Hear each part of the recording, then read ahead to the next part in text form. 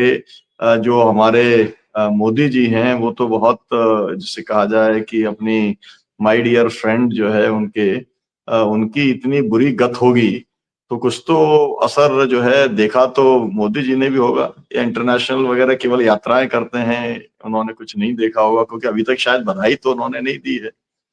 भारतवंशी हैं तो बधाई तो बनती है। जी वैसे जी नीलम जी नमस्ते। आप सभी को पैनलिस्ट को नमस्ते। मैं आपके आशावाद से अपने को तत्काल नहीं जोड़ने जा रहा हूँ। मैं केवल ये बताने जा रहा हूँ कि अभी आपके यहाँ हिंदुस्तान में 5 तारीख यानी 5 नवंबर की रात है और यहाँ अमेरिका में जहाँ मैं बैठा हूँ कैलिफोर्निया में सुबह है। 1 घंटे समय यहाँ पे और पीछे हो गया है। ये समय 13.5 घंटे पीछे है। लेकिन कल जो रात थी 4 नवंबर की रात, वो इलेक्शन की रात थी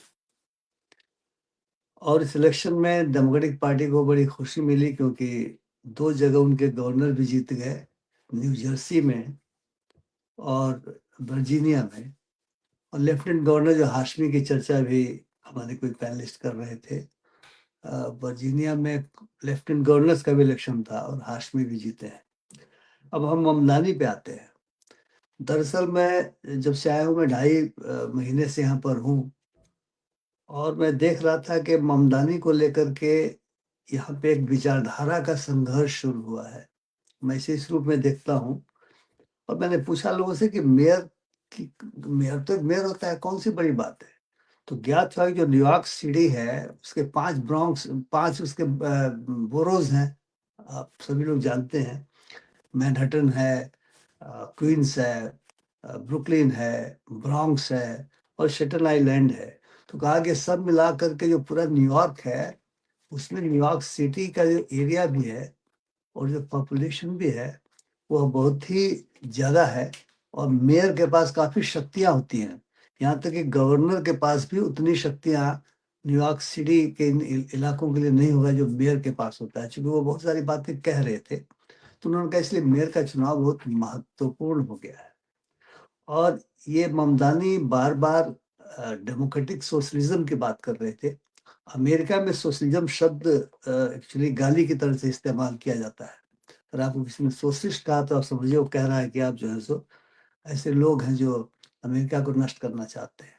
उस देश में इस लड़के ने डेमोक्रेटिक सोशलिज्म की बात कही और खुलेआम कही और उसने बर्नी सैंडर्स के साथ अपने को जोड़ा। और एक महिला यहाँ पे यंग लड़की है जो सीनेटर है, शायद ये कांग्रेस में रिप्रेजेंटेटिव है, एओसी उसको कहते हैं, वो ओकासिया काटे समथिंग उसका नाम है। और जिनको ट्रम्प काफी नापसंद करते हैं, लेफ्ट कह के गाली देते हैं। तो इसने खुलेआम इसकी बात कही और बात ही नहीं कही, उसने जो अपना एजेंडा पेश किया, जो डोमेस्टिक एजेंडा पेश किया, उसी तरह के एजेंडे की बात लगातार आती रही। कॉस्ट ऑफ लिविंग क्राइसिस यहाँ पे न्यूयॉर्क, मैं न्यूयॉर्क में रहा हूँ, मेरी बिटिया वहाँ रहती थी तो मैं कुछ समय मैंने गुजारे हैं और मैं देखता था वहाँ पे। और जो लोग अमेरिका आते जाते उनको पता है कि पूरा शहर 24/7 जो जागता है, जो काम होता है, वो वहाँ के जो कामगार लोग हैं, जो मेहनत कश हैं, उनके बदौलत। चाहे बिजली मिस्त्री हो, चाहे वो दुकानों में काम करने वाले लोग हों, चाहे वो टैक्सी ड्राइवर्स हों, इन सामान्य लोगों के द्वारा ही न्यूयॉर्क चमकता रहता है, चाहे बिल्डिंग बनाने वाले लोग हों।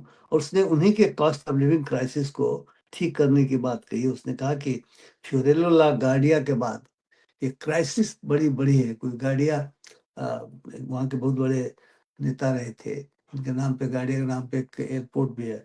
तो कहा कि क्राइसिस बड़ी है, इसलिए मैं रेंट को फ्रीज करके कॉस्ट ऑफ लिविंग में घटाऊंगा।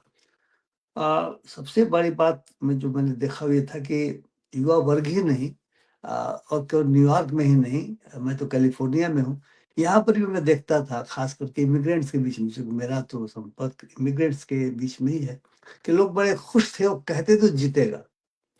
लास्ट मोमेंट में कल ये हुआ कि मैंने इलेक्शन के दिन और उसके एक दिन पहले शायद क्यूमो जो लड़ रहे थे, और क्यूमो को हटाया गया था, वो न्यूयॉर्क के गवर्नर थे, उनको स्कैम करप्शन कोई उनके ऊपर चार्जेस लगे थे किसी महिला के साथ बदतमीजी के, उसके आधार पर उनको हटाया गया था। उनको काफी बदनाम हो गए थे। ट्रंप ने क्यूमो के का सपोर्ट कर दिया।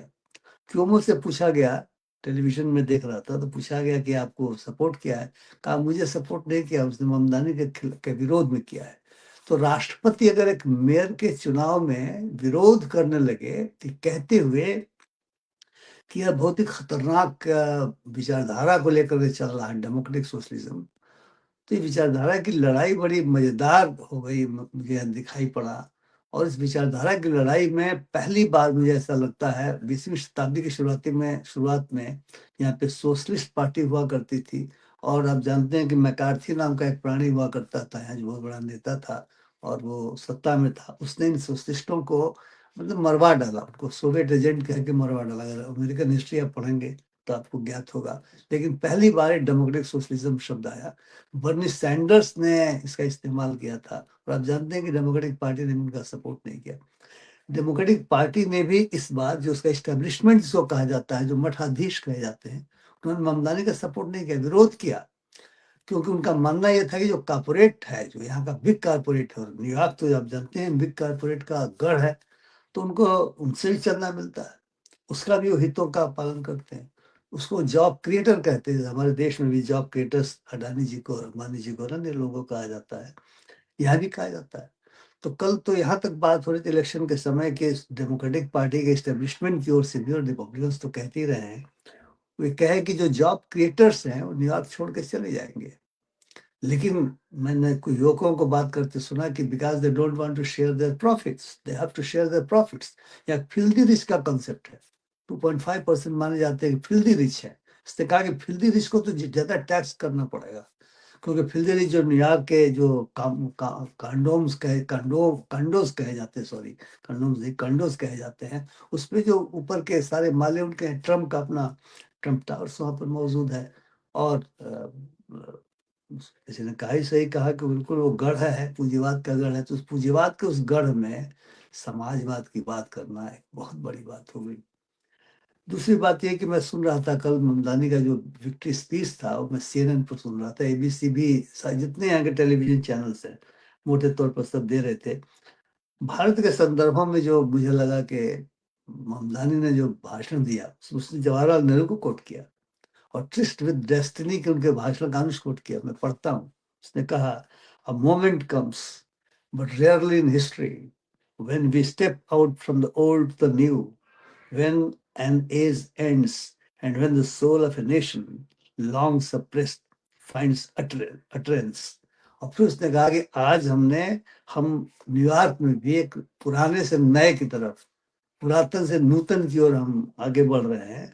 और मैं बिल्कुल कन्विक्शन के साथ ये बात कह रहा हूँ, जिसको लोगों को मिसअंडरस्टैंड नहीं करना चाहिए, कि नया एज, नया जो युग पैदा हुआ न्यूयॉर्क में, वो डिलीवर करेगा। उसने 3 अपनी प्रायोरिटीज बताई। एक तो ये जो रेंट क्राइसिस है, जो कॉस्ट ऑफ लिविंग का क्राइसिस है, उसमें कहा कि फ्रीज करेगा रेंट को, और वो बसेस को फ्री करेगा, फास्ट करेगा, और यूनिवर्सल चाइल्ड केयर पूरे न्यूयॉर्क सिटी में वो उसे सुनिश्चित करेगा। बाकी चीजें तो उसने कही।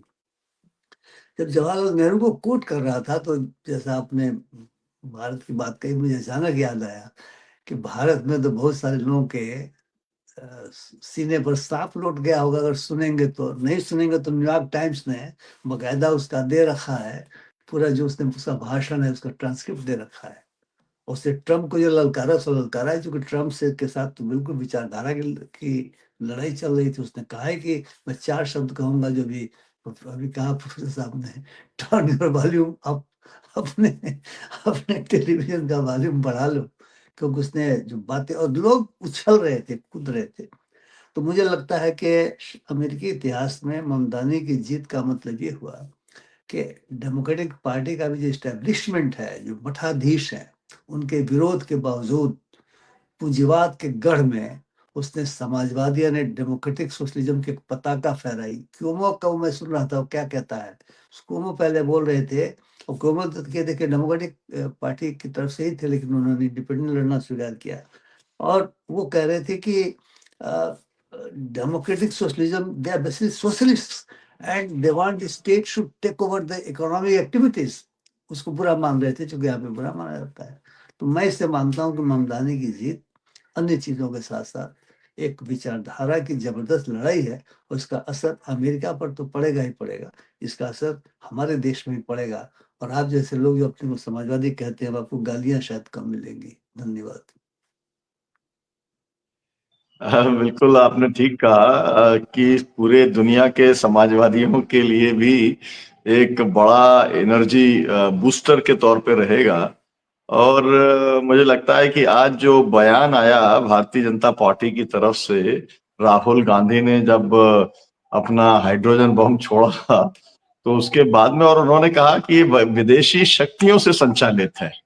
तो वो जो कौन सी विदेशी शक्तियां हैं जो नाम ले रही हैं नेहरू का न्यूयॉर्क के अंदर, तो ऐसा बिलबिलाहट जो है वो हमारे एस्टेब्लिशमेंट के अंदर भी हो गई है। और मुझे लगता है कि पूरे देश और दुनिया के सोशलिस्टों के लिए भी ये एक बड़ा मैसेज है। जो प्रो कॉर्पोरेट सोशलिस्ट हैं उनको भी ये सोचने की जरूरत है कि इस समय दुनिया की क्या जरूरतें हैं, क्या जो है युवा पीढ़ी की आकांक्षाएं हैं और किस दिशा के अंदर लोग सोच रहे हैं। व्यास जी आप जुड़े हैं। अगर हमारा वैसा वाला चैनल होता, दूधी मीडिया वाला, तो हम सीधा जो अमेरिका से लाइव और ऐसा करके पूरा सर आपका कुछ कर सकते थे, लेकिन वैसा कुछ करने की स्थिति में नहीं है। हम लोग तो स्ट्रीम यार्ड से कार्यक्रम अपना करते हैं। तो आप, लेकिन आपने समय दिया है, आपका बहुत बहुत शुक्रिया। मैं बहुत बहुत शुक्रिया सोढ़ी साहब। मैं अंतिम टिप्पणी के लिए डॉक्टर आनंद प्रकाश तिवारी जी को मैं आमंत्रित करता हूँ। आपने सभी विशेषज्ञों को आपने सुन लिया, लगभग सभी बातें आ गई हैं, लेकिन जी आपकी टिप्पणी आवश्यक है। और जी ये तो पूरा जीत प्रोग्रेसिव मूवमेंट की जीत के तौर पर है और पूरी दुनिया इससे उत्साहित है। पूरा प्रोग्रेसिव मूवमेंट उत्साहित है। प्रोग्रेसिव सोशलिस्ट जो हैं यूरोप के वो भी, और हिंदुस्तान के समाजवादियों से लेकर दुनिया के समाजवादियों तक। जी जी आप क्या सर। कहेंगे? देखिए सच तो यह है कि इसकी जीत सीधे सीधे ट्रंप का जो पागलपन था, मदमस्त हाथी की तरह जो झूम के चल रहा था दुनिया की राजनीति पर, धमकी की राजनीति शुरू किया था, उस पर उसने करारा अंकुश लगाया है। और शायद वही कारण है कि वो इतने पगला गए हैं इस समय अपना ट्रंप जी की, सीधे सीधे उन्होंने धमकी दे दिया कि मैं फेडरल फंड रोक दूंगा। हाँ, तो यहाँ तक की स्थिति है उनकी। अब वो इस पगलाहट में क्या क्या करते हैं, या इसके पहले पगलाहट में उन्होंने अपना खास करके दक्षिण एशिया के अपने देशों पर जिस तरीके से धौंस वो बनाने की कोशिश की, उस धौंस में जो हमारे भारत जैसा देश अपना आ चुका है और आज की तारीख में भी सदमे में है, तो निश्चित रूप से ये अपने दक्षिण एशिया और दुनिया की राजनीति पर ये अपने ममतानी जी की जीत वो असर डालेगी। और अब तक जो कहा जाता था कि भारत वंशी है या डेमोक्रेट हो गया या अपना रिपब्लिकन हो गया, अमेरिका की जो अब तक की राजनीति थी, अब तक की जो उसकी विश्वसनीयता थी, उसमें निश्चित रूप से ये करारा उसका असर डालेगा। ये जिस तरीके से खुल करके अपनी पहचानती की बात करता है, अपनी सैद्धांतिक की बात करता है और डेमोक्रेटिक सोशलिज्म की बात करता है, और हमको तो पूरी तरह विश्वास है कि ये नौजवान लड़का है और ये उन नीतियों को भी लागू करेगा जो एक कह रहा है, उन नीतियों को भी लागू करेगा। तो एक तरीके से अमेरिका भी निश्चित रूप से एक नए दिशा की तरफ जाने की तरफ बढ़ेगा, क्योंकि यही नीतियां ऐसी हैं जो वाकई पूरे देश को, पूरी मानवता को आगे की तरफ ले चलने के लिए सक्षम है या उसको ले जा सकती हैं। ट्रंप हुआ या अपना ये जितनी कारपोरेट नीतियां हैं, अपना पूंजीवादी नीतियां हैं, ये तो जनता का खून चूस करके, उनका पसीना चूस के ही चंद लोगों का विकास करती हैं। लेकिन ममदानी जिस तरीके से बात कर रहा है, वो आगे आने वाले दिनों में दुनिया के पैमाने पर भी और खास करके दक्षिण एशिया के देशों पर और भारत को भी अगर सद्बुद्धि आ जाए, और हमको तो ऐसा लगता है कि लाख इनके दुष्प्रयासों के बावजूद बिहार का अगर ये तख्ता पलट हो जाता है वहां पर, तो इसका भी एक व्यापक असर होगा। और अभी जैसे पिछले दिनों भारत में एक केरल मॉडल निकल करके सामने आया है, उस तरीके से न्यूयॉर्क मॉडल भी दुनिया को एक रोशनी देने का काम निश्चित रूप से करेगा। जी बहुत बहुत धन्यवाद। जी बहुत बहुत शुक्रिया सभी वक्ताओं का, पैनलिस्ट का, विशेष तौर पर व्यास जी कैलिफोर्निया से जुड़े हुए हैं, जो है फिरोज मीठी बोरवाला जी, और पाशा साहब, डॉक्टर सतीश मिश्रा जी, सोढ़ी साहब, और हमारे साथ में जुड़े थे प्रोफेसर मोहम्मद खालिद साहब भी जुड़े थे। शिवाजी सरकार साहब अपनी बात नहीं रख पाए, डिजिटल इंडिया ने उनको फेल कर दिया, लेकिन हम इसका फॉलो अप करेंगे और कल इसका क्या इम्पैक्ट होता है, मुझे लगता है कि शर्तिया इम्पैक्ट बिहार के जो है वोटिंग पैटर्न के ऊपर जरूर होने वाला है, क्योंकि लेफ्ट बहुत स्ट्रॉन्ग है। एक बड़ी बेस के साथ में लेफ्ट की पार्टीज जो है वो बिहार के अंदर सक्रिय हैं और इंडिया गठबंधन भी वहां पर तगड़े तरीके से सक्रिय है। तो आप सबका बहुत बहुत शुक्रिया, बहुत बहुत धन्यवाद। हम लोगों ने जो कार्यक्रम अचानक तय किया, आप सब जुड़े, शुक्रिया।